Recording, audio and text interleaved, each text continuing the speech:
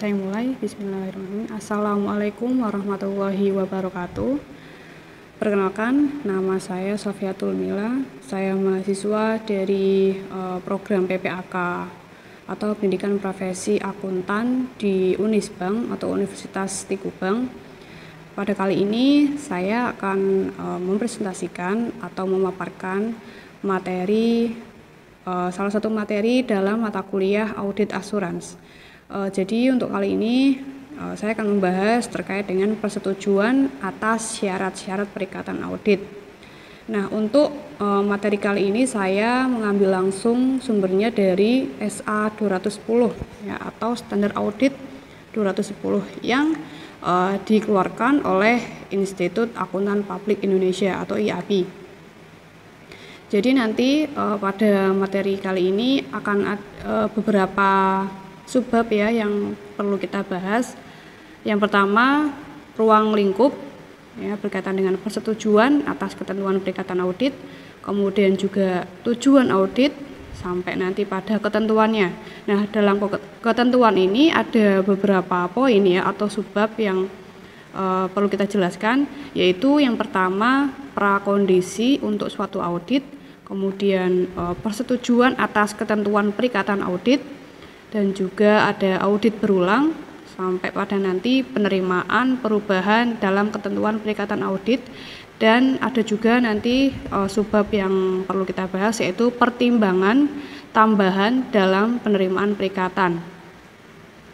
Oke, mungkin untuk sedikit gambaran ya terkait materi apa yang akan kita bahas pada kali ini. Nanti selanjutnya akan saya langsung masuk ke materi intinya saja. Baik, yang pertama yang perlu kita bahas adalah ruang lingkup ya, ruang lingkup dari persetujuan atas ketentuan perikatan audit. Jadi pada SA 210 atau Standar Audit 210 ini berkaitan dengan tanggung jawab auditor dalam menyepakati syarat perikatan audit dengan manajemen dan apabila relevan dengan pihak yang bertanggung jawab atas tata kelola entitas. Kemudian SA ini atau Standar Audit ini juga menetapkan bahwa terdapat prakondisi tertentu untuk suatu audit dan juga tanggung jawab manajemen dan apabila relevan pihak yang bertanggung jawab atas tata kelola entitas. Nah, jadi terkait dengan ruang lingkup itu untuk SA 210 ini berkaitan ya dengan tanggung jawab dari pihak auditor dalam menyetujui atau menyepakati syarat-syarat perikatan audit dengan dari auditor dengan pihak manajemen ya. Itu untuk yang ruang lingkup. Kemudian selanjutnya tujuan. Nah, jadi untuk tujuan auditor di sini adalah untuk menerima atau melanjutkan perikatan audit hanya bila basis atau standar yang melandasi pelaksanaan audit telah disepakati. Nah, jadi nanti tujuannya bisa diterima atau juga melanjutkan perikatan apabila pelaksanaan ya, untuk audit telah disepakati bersama. Jadi kesepakatannya melalui yang pertama adalah penetapan apakah terdapat prakondisi untuk suatu audit ya, itu yang pertama. Kemudian yang kedua penegasan ya, bahwa ada pemahaman yang sama tentang ketentuan perikatan audit antara auditor, manajemen, dan nantinya apabila relevan pihak yang bertanggung jawab atas tata kelola entitas. Nah, demikian untuk tujuan dari audit ya. Kemudian selanjutnya, nah ini prakondisi ya, prakondisi untuk suatu audit. Jadi dalam rangka penentuan apakah terdapat prakondisi suatu audit, maka auditor harus yang pertama menentukan apakah kerangka pelaporan keuangan yang akan diterapkan dalam penyusunan laporan keuangan dapat diterima. Jadi perlu dikaji ulang ya, apakah nantinya kerangka pelaporan keuangan yang akan diterapkan dalam penyusunannya itu bisa diterima. Kemudian yang kedua, memperoleh persetujuan dari manajemen bahwa pihak manajemen mengakui dan memahami tanggung jawabnya. Nah, untuk tanggung jawabnya di sini adalah untuk yang pertama untuk menyusun laporan keuangan sesuai dengan kerangka pelaporan keuangan yang berlaku, ya, termasuk nanti jika relevan penyajian wajar laporan tersebut. Kemudian untuk tanggung jawabnya yang kedua yaitu untuk menetapkan pengendalian internal tertentu yang menurut manajemen diperlukan dalam penyusunan laporan keuangan yang bebas dari salah saji material, ya, baik itu karena kecurangan maupun kesalahan yang lainnya. Oke, untuk prakondisi suatu audit. Nah, untuk selanjutnya yang ketiga, ya, yaitu prakondisi untuk memberikan auditor. Nah, di sini ada beberapa poin dari auditor, yaitu yang pertama akses ke semua informasi yang dianggap relevan. Jadi pihak manajemen perlu memberikan akses kepada auditor, ya, untuk mengakses semua informasi yang dianggap relevan atau sesuai dengan pembahasan, ya. Kemudian yang kedua, informasi tambahan yang diminta oleh auditor. Jadi pihak manajemen, ya, atau pihak perusahaan harus bersedia memberikan informasi tambahan apabila nanti diminta oleh auditor. Kemudian yang ketiga, akses tidak terbatas ke personel dalam entitas yang dipandang perlu. Jadi di sini auditor mempunyai akses, ya, yang tidak terbatas ke pihak-pihak yang ada di manajemen atau mungkin ke personel-personel yang dipandang perlu, ya, dalam kaitannya untuk proses audit. Kemudian yang keempat yaitu pembatasan atas ruang lingkup sebelum penerimaan perikatan audit. Nah, di sini jika pihak manajemen atau pihak yang bertanggung jawab atas tata kelola menetapkan suatu pembatasan terhadap ruang lingkup pekerjaan auditor yang harus dicantumkan dalam surat perikatan audit. Oke. Selanjutnya yang kelima, ya, yaitu faktor-faktor lain yang mempengaruhi penerimaan perikatan audit. Nah, jadi jika prakondisi untuk suatu audit itu tidak ada, maka auditor harus membahas hal tersebut dengan pihak manajemen. Kecuali jika suatu audit diwajibkan oleh peraturan perundang-undangan, ya, maka auditor harus tidak menerima perikatan audit. Apabila, ya, yang pertama yaitu jika auditor telah menentukan bahwa kerangka pelaporan keuangan yang diterapkan dalam penyusunan laporan keuangan tidak dapat diterima. Atau yang kedua, jika persetujuan manajemen belum diperoleh. Jadi apabila ada dua permasalahan tadi, maka auditor harus tidak menerima perikatan audit, ya. Oke. Kemudian selanjutnya berkaitan dengan persetujuan atas ketentuan perikatan audit. Nah, di sini auditor harus menyepakati ketentuan perikatan audit dengan manajemen atau pihak yang bertanggung jawab atas tata kelola jika relevan. Kemudian untuk ketentuan yang disepakati harus dicatat dalam surat perikatan audit atau bentuk kesepakatan tertulis lain yang tepat dan harus mencakup beberapa poin, ya. Nah, untuk poinnya yang pertama yaitu tujuan dan ruang lingkup audit atas laporan keuangan. Ya, jadi nanti di surat perikatan audit yang pertama harus ada tujuan dan ruang lingkup audit atas laporan keuangan. Kemudian yang kedua harus ada tanggung jawab auditor, ya. Kemudian yang ketiga harus ada tanggung jawab dari pihak manajemen, dan yang keempat mengidentifikasi kerangka pelaporan keuangan yang diterapkan dalam penyusunan laporan keuangan, dan yang kelima pengajuan ke bentuk dan isi laporan yang akan dikeluarkan oleh auditor dan suatu pernyataan bahwa dalam keadaan tertentu terdapat kemungkinan laporan yang dikeluarkan berbeda bentuk dan isinya dengan yang diharapkan. Nah, jadi ada beberapa ketentuan yang harus ada dalam surat perikatan audit, yaitu salah satunya adalah tadi 5 yang sudah disebutkan ya. Oke, kemudian jika peraturan perundang-undangan telah menentukan secara rinci ketentuan perikatan audit yang mengacu pada ketentuan di atas tadi yang sudah disebutkan ya, maka auditor tidak perlu mencantumkannya dalam kesepakatan tertulis kecuali untuk fakta bahwa peraturan perundang-undangan tersebut berlaku dan manajemen mengakui dan memahami tanggung jawabnya sebagaimana ditetapkan dalam ketentuan prakondisi untuk suatu audit ya. Tadi di slide awal sudah dijelaskan yang telah disebutkan sebelumnya ya, di mana auditor harus memperoleh persetujuan dari pihak manajemen bahwa manajemen mengakui dan memahami tanggung jawabnya. Jadi ini perlu diperhatikan bagi pihak manajemen. Nah, selanjutnya masuk pada subbab audit berulang ya. Jadi dalam audit berulang, auditor harus menilai ya, apakah terdapat keadaan atau situasi yang memerlukan suatu revisi atau perubahan terhadap ketentuan perikatan audit dan apakah perlu mengingatkan entitas yang bersangkutan tentang ketentuan perikatan audit yang masih berlaku.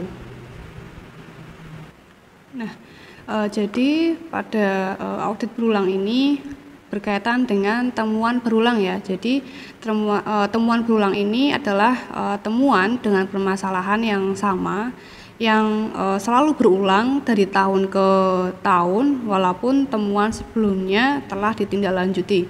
Nah, untuk temuan berulang ini atau audit berulang ini terdapat beberapa faktor ya. Jadi untuk faktor yang pertama ya, yang bisa menyebabkan adanya audit berulang yaitu kurangnya koordinasi dan komunikasi audit ya. Jadi kebutuhan akan koordinasi itu tergantung pada sifat dan kebutuhan komunikasi dalam pelaksanaan tugas dan derajat saling ketergantungan. Nah, jadi antara koordinasi dan komunikasi itu adalah sesuatu hal yang tidak dapat dipisahkan. Nah, maka hubungan ya antara koordinasi dan komunikasi itu antar auditor dan juga pihak yang diaudit itu harus efektif ya harus efektif. Kemudian untuk faktor yang kedua yaitu kurangnya kompetensi auditor dalam pengembangan temuan. Nah, jadi dalam standar umum 2000 khususnya di standar audit internal pemerintahan Indonesia atau SAIPI ya, dijelaskan bahwa auditor harus mempunyai pendidikan, pengetahuan, keahlian dan keterampilan, pengalaman juga ya, serta kompetensi lain yang diperlukan untuk melaksanakan tanggung jawabnya. Auditor di sini harus mengembangkan temuan yang diperoleh selama pelaksanaan audit karena pengembangan temuan tersebut sangat menentukan keberhasilan tugas audit. Itu faktor yang kedua. Kemudian faktor yang ketiga di sini kurangnya integritas dan nilai etika aparatur. Jadi jika nilai-nilai integritas ya, dimiliki oleh aparatur didukung dengan sikap perilaku yang baik, nanti tentunya sikap anti korupsi akan tertanam dalam dirinya dalam melakukan pekerjaan sehingga tidak akan terjadi kelalaian atau kesengajaan yang bertentangan dengan ketentuan yang berlaku. Untuk faktor yang ketiga. Kemudian faktor yang keempat yaitu lemahnya sistem pengendalian internal. Nah, jadi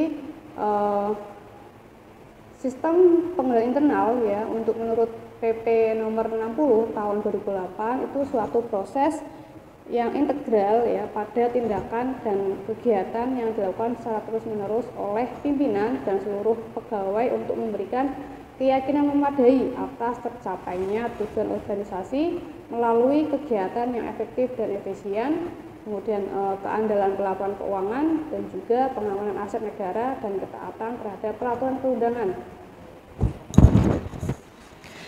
maka setiap instansi ya atau setiap perusahaan wajib menerapkan unsur sistem pengendalian internal ya untuk dapat memberikan keyakinan ya yang memadai atas tercapainya tujuan organisasi.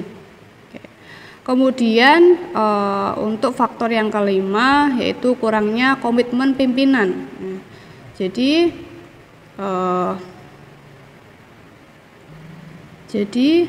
untuk penyelenggaraan organisasi yang bersih ya, hanya bisa tercapai jika ada komitmen dari pimpinan dan khususnya di pengelola keuangan yang berperilaku positif ya, serta mampu mengantisipasi terjadinya kesalahan atau penyimpangan yang merugikan organisasi.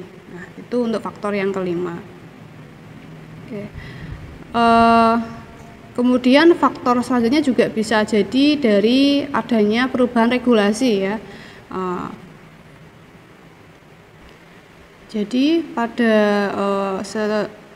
sebuah organisasi ya, khususnya di setiap satuan kerja itu harus selalu update ya, untuk mengetahui ya terbitnya peraturan yang terbaru ya, atau mungkin perubahan atas suatu peraturan untuk dapat melaksanakan tugas dan tanggung jawabnya dengan sebaik-baiknya sesuai ketentuan yang sudah berlaku seperti itu. Baik, selanjutnya adalah penerimaan perubahan dalam ketentuan perikatan audit. Jadi yang pertama, auditor tidak boleh menyepakati perubahan dalam ketentuan perikatan audit jika tidak ada alasan yang memadai untuk melakukan perubahan tersebut. Kemudian jika sebelum penyelesaian perikatan audit, auditor diminta untuk mengubah perikatan audit tersebut ke perikatan yang menyebabkan auditor memperoleh tingkat asuransi yang lebih rendah. Auditor harus mempertimbangkan apakah terdapat dasar yang wajar untuk melakukan perubahan tersebut. Kemudian yang ketiga, jika ketentuan perikatan audit diubah atau dirubah, auditor dan manajemen harus sepakat atas ketentuan baru tersebut dan menuangkannya ke dalam suatu surat perikatan baru atau bentuk perjanjian tertulis lainnya yang lebih tepat. Jadi nanti apabila ada perubahan maka terkait dengan surat perikatan audit juga harus dirubah seperti itu. Selanjutnya, jika auditor tidak dapat menyepakati perubahan dalam ketentuan perikatan audit dan manajemen tidak mengizinkan auditor untuk meneruskan perikatan semula, maka auditor harus yang pertama adalah menarik diri dari perikatan audit. Nah, itu jika dimungkinkan sesuai dengan peraturan perundang-undangan yang berlaku. Jadi apabila tidak sesuai dengan kesepakatan, maka auditor perlu ya bisa menarik diri dari perikatan audit tersebut. Kemudian yang kedua, menentukan apakah ada kewajiban baik secara kontrak maupun dalam bentuk lainnya untuk melaporkan kondisi tersebut kepada pihak lain seperti pihak yang bertanggung jawab atas tata kelola entitas, kemudian pemilik atau badan pengatur. Kemudian selanjutnya adalah pertimbangan lain dalam penerimaan perikatan. Jika standar pelaporan keuangan yang sudah ditetapkan oleh suatu organisasi penyusun standar yang berwenang atau diakui diberi ketentuan tambahan oleh peraturan perundang-undangan, auditor harus mempertimbangkan apakah ada benturan antara standar pelaporan keuangan dan penentuan tambahan tersebut. Nah, jika timbul suatu benturan, maka auditor harus membahas dengan manajemen sifat ketentuan tambahan tersebut dan harus menyepakati apakah yang pertama yaitu ketentuan tambahan tersebut dapat dipenuhi dengan menambahkan pengungkapan dalam laporan keuangan atau deskripsi kerangka pelaporan keuangan yang berlaku dalam laporan keuangan dapat diubah sesuai dengan ketentuan tambahan tersebut. Oke. Nah, jika tidak ada satupun tindakan di atas yang dapat dilakukan, auditor harus mempertimbangkan apakah diperlukan modifikasi opini auditor berdasarkan standar audit 705, ya, yaitu modifikasi terhadap opini dalam laporan auditor independen.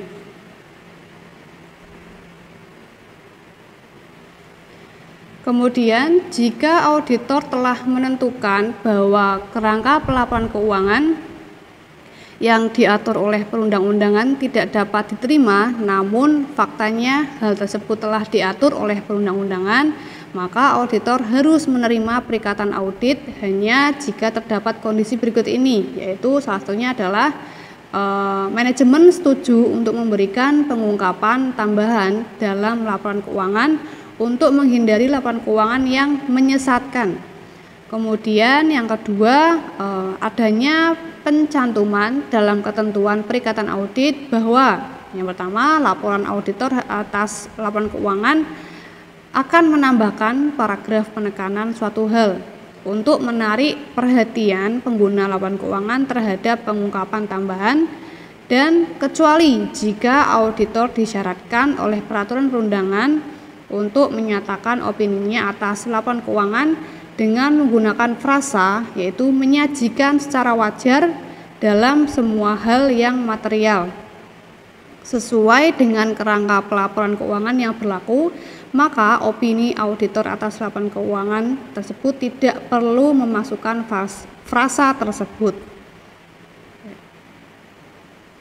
Nah, kemudian jika kondisi yang disebutkan sebelumnya tadi tidak ada dan auditor disyaratkan oleh peraturan perundangan untuk melaksanakan perikatan audit, maka auditor harus yang pertama yaitu mengevaluasi dampak sifat laporan keuangan yang menyesatkan dalam laporan auditor dan juga mencakup pengacuan semestinya terhadap hal-hal dalam ketentuan perikatan audit.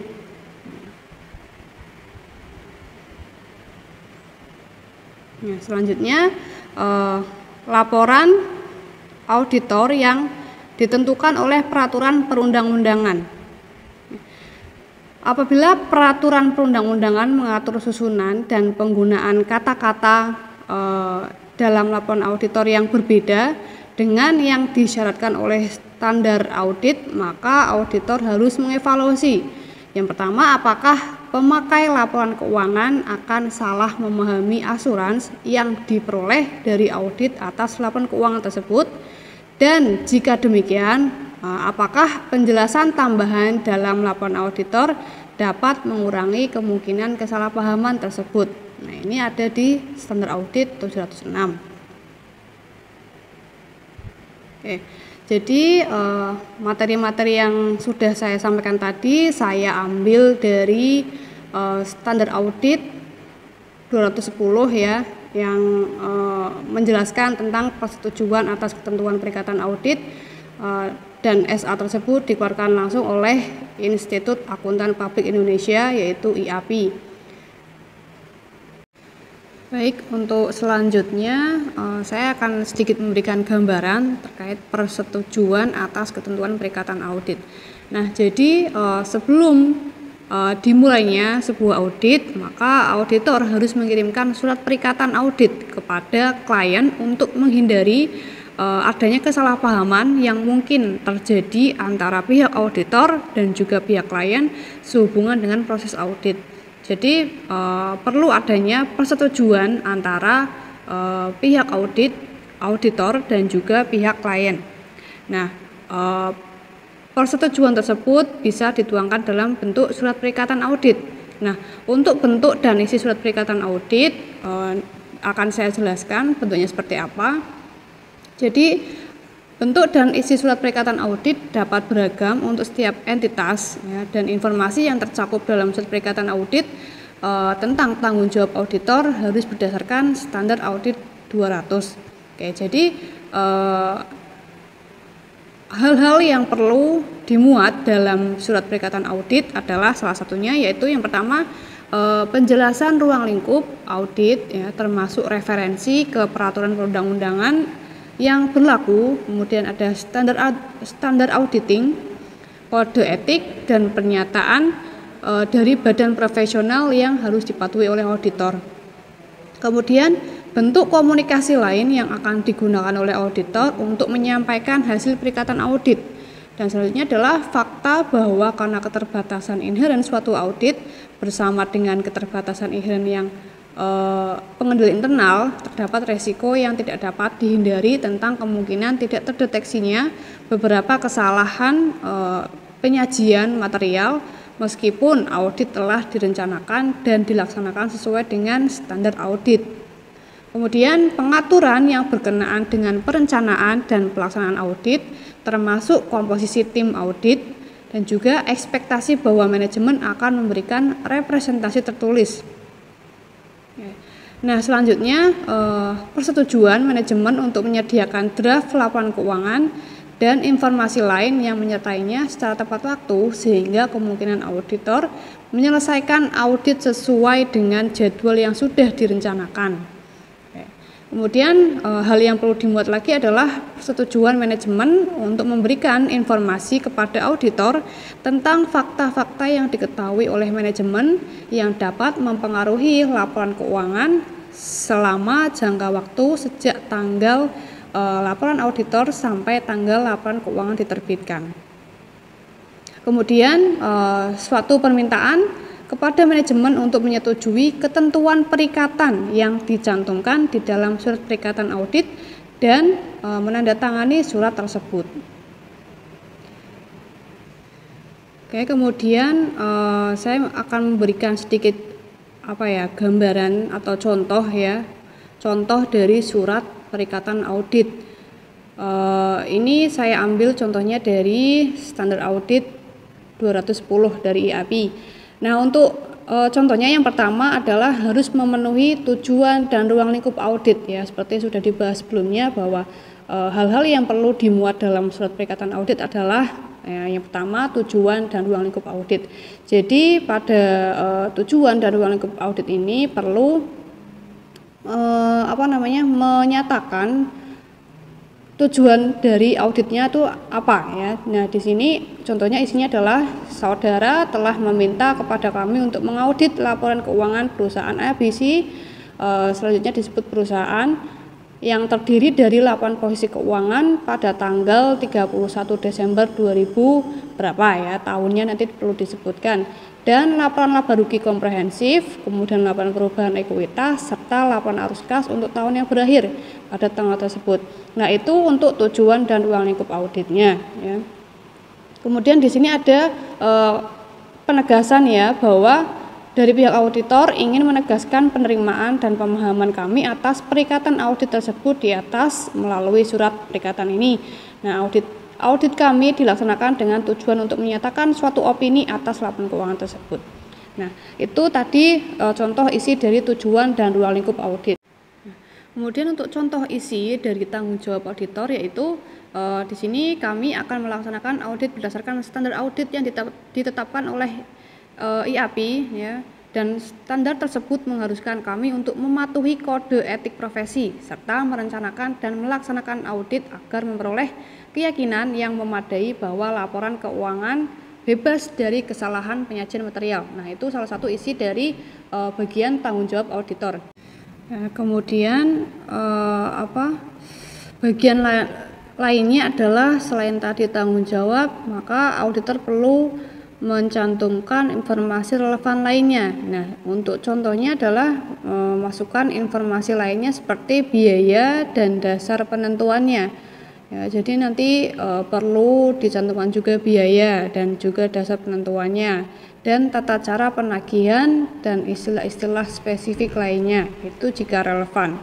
Kemudian setelah itu juga perlu adanya pelaporan ya. Dan bagian lainnya adalah masukkan acuan yang tepat untuk bentuk dan isi dari laporan auditor yang diharapkan. Nah, kemudian untuk yang terakhir ini harus dilegalisasi oleh pihak auditor dan juga pihak perusahaan. Nah, berikut contoh yang bisa saya sampaikan ya terkait dengan surat perikatan audit dan apa saja yang perlu dimasukkan dalam surat perikatan audit. Baik, dengan contoh tadi yang sudah saya sampaikan ya, atau saya gambarkan, dan bagian apa saja yang perlu dimasukkan dalam surat perikatan audit menjadi sesi terakhir dalam presentasi kali ini yang berkaitan dengan materi persetujuan atas ketentuan perikatan audit. Saya mohon maaf apabila dalam penyampaian materi saya masih ada kekurangan, karena saya juga masih sama-sama belajar dalam artian berkaitan dengan standar audit ya, atau proses audit. Jadi saya mohon maaf apabila ada kekurangan atau kesalahan dalam penyampaian materinya. Oke, untuk akhir kata saya ucapkan terima kasih sebanyak-banyaknya terhadap teman-teman yang sudah menonton video ini. Jangan lupa untuk di like dan juga komentar, karena like dan komentar kalian dari teman-teman bisa memberikan manfaat yang baik buat saya, khususnya dalam mata kuliah dalam mata kuliah audit assurance. Terima kasih atas perhatian teman-teman. Jangan lupa di like dan komentar ya.